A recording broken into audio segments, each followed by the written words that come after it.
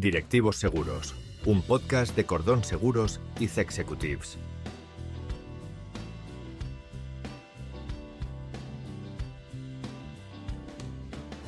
En el anterior episodio de Directivos Seguros hablamos de la importancia de la responsabilidad civil en las empresas, de cómo podemos vernos sorprendidos por demandas inesperadas y os dimos unos pasos muy concretos que debéis de tener en cuenta a la hora de contratar un seguro de este tipo. Hoy vamos a seguir profundizando en el seguro de responsabilidad civil, pero yendo a matices más concretos, ya que nos habéis realizado algunas preguntas y en este episodio queremos contestarlas, como lo que tiene que ver con la responsabilidad civil patronal, la responsabilidad civil cruzada o la locativa, inmobiliaria y otras. Y para ello, como es de costumbre, Fernando Cordón nos va a dar luz en todos estos aspectos para que podamos estar tranquilos y convencidos de que nuestro seguro nos va a cubrir ante cualquier imprevisto. ¿Qué tal, Fernando? ¿Cómo estás? Hola David, muy buenas. Bueno, pues como hablaba Fernando, ya sabes que son muchas las preguntas que han surgido, ¿no?, por el podcast anterior, así que vamos a profundizar un poquito en este tema de la responsabilidad civil empresarial. Para poner en contexto, aunque ya hablamos un poquito de eso en el capítulo anterior, ¿qué es la responsabilidad civil de explotación o la básica? Bueno, voy a hacer una, una breve introducción, simplemente decir que de lo que vamos a hablar hoy, hay muchas veces que hay una pequeña línea difusa en la que parece que entra una cobertura y otra, ¿no? Entonces intentaremos daros luz y comprenderlo mejor. Vamos a ir con la responsabilidad de explotación, que es la básica, es la que todos contratamos y es la más sencillita. ¿Y qué nos cubre? Pues nos cubre la propia actividad en la ubicación en la que estamos. Los daños que vamos a producir por el simple hecho de estar, de tener esa ubicación. Y un ejemplo claro que es muy habitual, ¿no? Si alguien en nuestra nave industrial entra y se resbala porque hay una mancha de aceite y le causamos daños, ahí es donde la garantía de responsabilidad civil de explotación va a entrar en cobertura y nos va a dar cobertura a ese siniestro. Estupendo, Fernando. Y en esta cobertura, ¿qué es sobre todo lo que tenemos que tener en cuenta y debemos de hacer bien al contratarla? Va a parecer algo muy obvio, pero es declarar la actividad correctamente y la ubicación de la nave. Exclusivamente. Aquí es muy sencillito. Muy bien, estupendo. De las preguntas que han llegado, pues han llegado algunas con el tema de la responsabilidad civil patronal, es decir, la que implica a los empleados. ¿En qué consiste exactamente esta responsabilidad y por qué es tan crucial para los empleadores? Que entiendo, Fernando, o sea que primero tenemos la básica y a partir de ahí, por decirlo de alguna forma, vamos incluyendo módulos. Correcto, así es. En función de las necesidades que tengamos, vamos a ir incluyendo coberturas y garantías. Por ejemplo, hablabas de la patronal. ¿Qué cubrimos?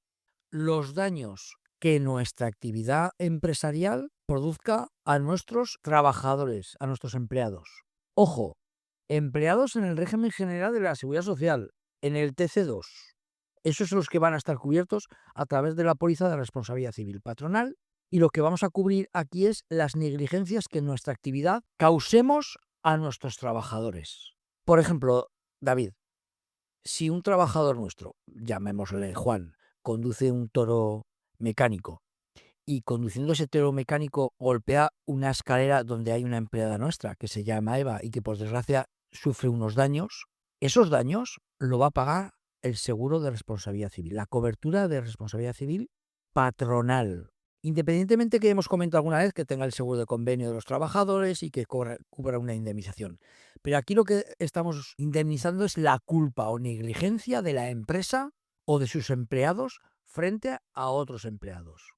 Muy bien, estupendo. ¿Y qué tendríamos que tener en cuenta las empresas a la hora de contratar esta póliza para que realmente nos cubra todo lo que necesitamos? Y luego no nos llevemos sorpresas, ¿no?, como hemos hablado en otros episodios. Mira, lo primero es, aunque no tengas empleados, contrátala. Pon uno, porque no te vas a acordar luego de recordarle al mediador que la suscriba. Y es insignificante el coste que va a tener para la garantía que te ofrece. Luego, como hemos dicho antes, es muy importante declarar la actividad y el número de trabajadores. Quiero decir, ya sabemos que las empresas es fluctuante el número de trabajadores. Bueno, pero la empresa, a final del año, al vencimiento de la póliza, el mediador te volverá a preguntar, regularizarás y ya está. No hay nada más que tener en cuenta. Sí, sobre todo ser cuidadoso en las normas de higiene y salud laboral. Muy bien, estupendo. Vamos a la siguiente, que también nos ha llegado alguna pregunta, y es la responsabilidad civil cruzada. Es decir, cuando varias empresas están involucradas en un proyecto. ¿Cómo entra en juego la responsabilidad civil cruzada para aclarar las responsabilidades entre las partes? Es decir, hay dos empresas implicadas, hay un siniestro. ¿Qué ocurre aquí? La responsabilidad civil cruzada es la responsabilidad que tenemos nosotros frente a los trabajadores de otra empresa en los que coincidimos bien en nuestra empresa o en otra ubicación donde estamos coincidiendo en un trabajo que podemos estar realizando los dos, ¿no? Un ejemplo muy típico es si estoy haciendo unas reformas en la nave industrial, hay electricistas, hay fontaneros y estamos nosotros instalando una maquinaria. Si nosotros producimos daños a los trabajadores de la otra empresa, ahí es donde entra la responsabilidad civil cruzada. Entonces, si por ejemplo Marcos, que es nuestro empleado, tira con ese toro mecánico a un trabajador de esa empresa, es nuestra empresa la que tendría que indemnizarle a través de la responsabilidad civil cruzada. Muy bien, estupendo. Igual que te he preguntado antes, ¿qué debemos de tener en cuenta a la hora de contratar esta cobertura? Yo soy de los que la contrataría siempre, pero es evidente que hay actividades empresariales como las de instalaciones, fontanerías o en general la de construcción, la que es imprescindible. La pregunta que te tienes que hacer es, ¿en mi actividad laboral profesional que realizo, voy a coincidir con otras profesiones en la actividad? Sí, suscríbela. No lo sé, suscríbela. Y no entiendo, Fernando, pues evidentemente no la vamos a suscribir. No has comentado nada hasta ahora del tema de cuantías. ¿Tienes alguna recomendación en cuanto al importe que nos debería de cubrir? Has sacado algo muy importante y son las cuantías. Efectivamente, muy, muy importante. Porque lo que llamamos nosotros la suma asegurada, el capital que tienes que contratar, hay mucha gente que contrata 300.000 euros, hablando en Europa, y yo mi recomendación es como mínimo 600.000. Pero además se da una circunstancia y es que cuando contratas una póliza también te pregunta la compañía qué límite quieres contratar en el caso de daños personales. Es decir, vale, yo suscribo una garantía de 600.000 euros, pero para daños personales quiero contratar 150.000, 300.000. También he visto de 90.000. ¿Eso qué quiere decir? Que cuando se produzca un siniestro y a mí me condenen a pagar, el límite que la aseguradora va a indemnizar es esos 90.000, 150.000 o 300.000. Aquí, todas las personas que nos escuchan, como mínimo, han de suscribir un límite de 300.000 euros. Hemos de darnos cuenta que en el caso de España, el baremo que se utiliza para las indemnizaciones es el del automóvil. Los jueces es el que utilizan y por tanto van a ir a ese. Y indemnizaciones nos vamos a encontrar muy altas. Que no nos pase como leí hace poco en una sentencia que el cliente había suscrito la póliza con una compañía con un límite de 90.000 euros. Él pensaba que había contratado 300.000, que el límite era 300.000, pero resulta que el límite para daños personales en explotación y en patronal era 90.000 euros. La indemnización fueron 350.000 euros. La diferencia de 90.000 a 350.000 la ha tenido que pagar la empresa. Vaya, o sea que hay que diferenciar muy bien estas dos partes, ¿no? La póliza en sí misma, pero luego la de daños personales, ¿no? Esto es algo que tenemos que tener muy, muy en cuenta. Y tú lo que nos sugieres o lo que nos recomiendas es que mínimo sean 300.000 euros. Sí, actualmente yo estoy contratando todas las pólizas de 600.000, 1.200.000 y 1,5 millones de euros, que no es que vayas a pagar el doble o el triple, ¿eh? Pero es la realidad de lo que está ocurriendo en el sector de la industria. Muy bien, estupendo. Vamos a por la siguiente, Fernando. Este podcast va a resultar muy interesante porque sí que vamos a profundizar muy bien, ¿no?, en cosas que a veces no tenemos en cuenta. La responsabilidad civil locativa e inmobiliaria. Que si me permites, Fernando, por poner en contexto a los oyentes, tiene que ver la locativa cuando estoy haciendo uso de un local, unas oficinas, una nave, pago un alquiler por estar ahí y ejercer mi actividad. Y la inmobiliaria sería si ese local, esas oficinas o ese edificio es de mi propiedad. ¿Puedes, por favor, Fernando, explicarnos en qué consiste este tipo de responsabilidad civil y cómo nos protege el patrimonio empresarial? La responsabilidad civil locativa es la que tengo yo como inquilino frente al propietario. Y esa indemnización la pago a través de la garantía de responsabilidad civil locativa. Que, ojo, podemos tenerla ya incluida dentro de la póliza de responsabilidad civil de explotación o, como en otras compañías, tenemos que contratarla a posteriori, ¿no? Entonces, si mi instalación eléctrica que he hecho yo y la reforma se pega a fuego, evidentemente la garantía de responsabilidad civil locativa es la que indemnizará al propietario y la de explotación que indemnizará a las naves colindantes u otros terceros. En cambio, la responsabilidad civil inmobiliaria, como es nuestra nave, a quien vamos a indemnizar es a otros terceros, a otras naves colindantes, porque el incendio se ha producido en nuestra instalación eléctrica. Así que aquí hay que diferenciar muy bien cuál es nuestro rol, ¿no? Por eso entiendo también que cuando tú haces uso de unas instalaciones que no son de tu propiedad, es lo normal y lo lógico, y siempre ocurre que el alquilador te pida es que contrates un seguro de responsabilidad civil, precisamente por esto que estás contando. Sí, sí. Igual que, aunque nos vayamos un poco del tema, cuando haces un contrato de arrendamiento de una vivienda, el propietario te exige que tengas un seguro de responsabilidad civil. Es lo mismo. En los contratos de las naves o de las oficinas, de los talleres, el propietario te exige en el contrato que tengas un seguro de responsabilidad civil. Estupendo. Para no llevarme ninguna sorpresa como empresa, ¿qué es lo que especialmente debo de tener en cuenta en cuanto a este tipo de seguro, el locativo o el inmobiliario? Primero, no confundir las figuras. ¿Tú eres alquilado o eres propietario? Y voy a hilar fino. Construcciones Metálicas Pepe Pérez, ¿es inquilino o es el propietario? No, es el inquilino. Bueno, pero es el propietario porque es que la nave es del gerente. Ya, no, pero la nave, la persona jurídica es Construcciones Pepe Pérez. Y el seguro tiene que estar él, figura como inquilino.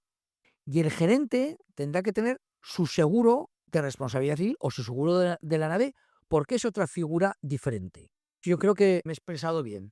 Declarar claramente y exclusivamente como lo que eres, como la SL o la SA que eres tú frente a la nave. Sí, básicamente lo que estás diciendo es que tenemos que diferenciar muy bien entre la persona jurídica y la persona física, ¿no? Y que a veces puede coincidir de alguna forma, pero que son completamente separadas e individuales. Correcto. ¿Algún consejo en cuanto a límites de indemnización, etcétera? ¿Algo más que tener en cuenta aquí? Como siempre, yo iría a los capitales máximos que me permitiera la aseguradora suscribir para tener total tranquilidad en este aspecto. Eso entiendo que en cuanto si soy el propietario y como inquilino. Entraríamos en lo mismo, igual. Sí que es cierto que como propietario yo voy a tener mi nave asegurada y el incendio me preocupa poco porque lo voy a tener contratado, pero claro, esa nave tiene empleados, cómo se ha producido el siniestro, etcétera. Entonces, y si tengo patrimonio, tenemos que ir a capitales muy altos. Es preferible que te pongas una franquicia alta para que la prima se reduzca, para que el precio se reduzca, pero yo iría a capitales muy altos en función del riesgo que tienes en la nave alquilada. Vamos a por otro de estos que yo he llamado módulos que encajamos en nuestro seguro, la responsabilidad civil por productos. ¿Qué implicaciones tiene esta cobertura y cómo puede proteger a las empresas ante posibles reclamaciones por daños relacionados con los productos que está fabricando, distribuyendo, vendiendo? Aquí es bien cierto que habrá empresas que no necesiten esta cobertura porque no fabrican ellos los productos, ni hacen ninguna transformación, ni manipulación, ni mezcla, pero muchas sí, una gran mayoría. Aquí, ¿qué es lo que va a cubrir? Los daños que produzca ese producto que hemos fabricado y que hemos comercializado a terceras personas. Cubriremos tanto daños personales como daños materiales. Y pongo un ejemplo. Si yo fabrico un cojinete que al fabricarlo e instalarlo en una máquina produce daños en esa máquina y la estropea, la reparación o sustitución de esa máquina la vamos a cubrir a través de la póliza de la garantía de producto, porque mi producto ha salido defectuoso y ha causado un daño.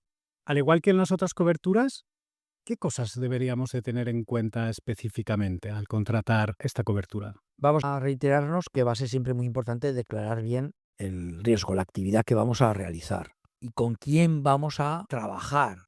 Es decir, puede que el daño que podamos producir sea muy leve en daños personales o daños materiales, pero puede que a lo mejor nosotros estemos trabajando para una gran empresa en la que proveemos temas robóticos y los daños, estamos hablando de millones de euros. Ahí vamos a tener que analizar si nos vamos a tener que ir a una póliza de 1, 2, 3, 4 o 5 millones de euros para cubrir los daños que podamos hacer a terceros. Incluso, Fernando, me venía ahora a la cabeza si nuestra actividad está vinculada con el sector alimentario, ya sea desde el propio alimento o el envase del alimento, que puede haber ahí una contaminación.